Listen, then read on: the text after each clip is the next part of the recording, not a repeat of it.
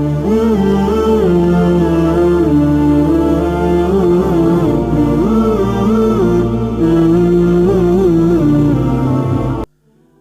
باللہ من الشیطان الرجیم بسم اللہ الرحمن الرحیم رسول اللہ خاتم النبیین صلی اللہ علیہ وآلہ وصحابہ وسلم کی اپنی امت سے محبت کو جاننا چاہتے ہیں تو آئیے میرے ساتھ یہ حدیث سماعت فرمائیں۔ رسول اللہ خاتم النبیین صلی اللہ علیہ وآلہ وصحابہ وسلم ایک مرتبہ گریہ و زاری فرما رہے تھے۔ اللہ تعالیٰ نے جبریل امین علیہ السلام کو حکم فرمایا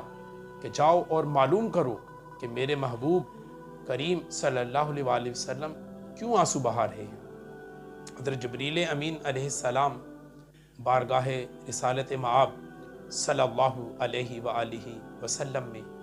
حاضر ہوئے، اللہ تعالیٰ کا پیغام پہنچایا تو رسول اللہ خاتم النبیین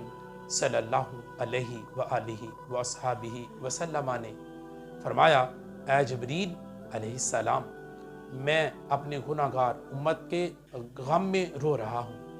رسول اللہ خاتم النبیین صلی اللہ علیہ وآلہ وسلم کا یہ جواب سنا، اللہ تعالیٰ نے جبریل امین علیہ السلام کو دوبارہ رسول اللہ خاتم النبیین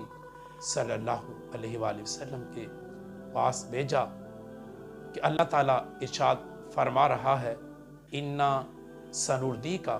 فِي أُمَّتِكَ وَلَا نُسَبِّئُكَ، اے محبوب صلی اللہ علیہ وآلہ وصحابہ وسلم، ہم عنقریب آپ کو امت کے معاملے میں راضی کر دیں گے اور ہم آپ کو غمگین نہیں ہونے دیں گے۔ رسول اللہ خاتم النبیین صلی اللہ علیہ وآلہ وصحابہ وسلم نے اللہ تعالیٰ کا یہ بشارت نامہ سنا تو فرمایا، واللہ لا ارضی وواحد من امتی فی النار، اللہ کی قسم میں اس وقت تک راضی نہیں ہوں گا جب تک میرا ایک بھی امتی جہنم میں ہوگا۔ سبحان اللہ، قربان جائیں رسول اللہ صلی اللہ علیہ وآلہ وسلم کی محبت پر کہ ہر امتی کے لیے آنسو بہائے جا رہے ہیں، گریہ و زاری کی جا رہی ہے،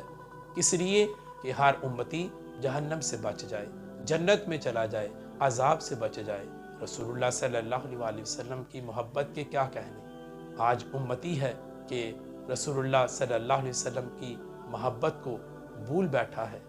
نماز اذان تو سنتا ہے لیکن نماز نہیں پڑھتا، قرآن کے بارے میں رکھا ہے لیکن گھر کے اندر پڑھا ہے لیکن پڑھتا نہیں ہے، پڑھتا ہے تو عمل نہیں کرتا، کہتا ہے کہ میں رسول اللہ سے بڑی محبت کرتا ہوں لیکن محبت کے اندر کوئی دلیل نہیں ہے، اپنے دعووں کے اندر جھوٹا ہے، اذان ہوتی ہے نماز کے لیے نہیں جاتا، کہتا ہے میرے پاس ٹائم نہیں ہے، میں بڑا بیزی ہوں، میری لائف بڑی مصروف ہے۔ تو رسول اللہ تو بڑی محبت کر گئے۔ تو ہم نے اگر اپنے محبت کے دعووں میں سچا ہونا ہے تو ہمیں نماز پڑھنا ہوگی،